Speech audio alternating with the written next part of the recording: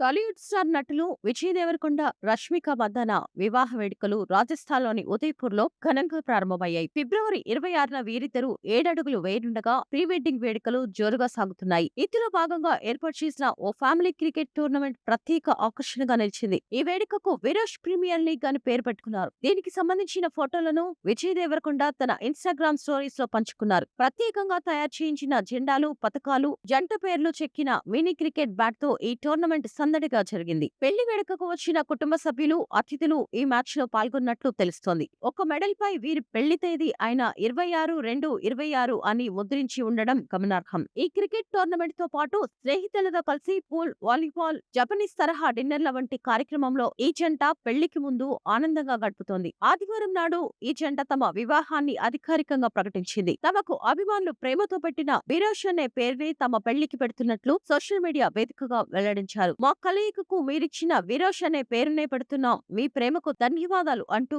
వారు భావోద్వేగ పోస్ట్ పెట్టారు. ఉదయపూర్‌లోని మొమెంటోస్ బై ఐటీసీ హోటల్స్ వేదికగా జరగనున్న ఈ వివాహ వేడుకకు కేవలం అత్యంత సన్నిహితులు, కుటుంబ సభ్యులు మాత్రమే హాజరు కానున్నారు. అనంతరం స్నేహితులు, సినీ ప్రముఖుల కోసం రిసెప్షన్లు ఏర్పాటు చేయనున్నట్లు సమాచారం.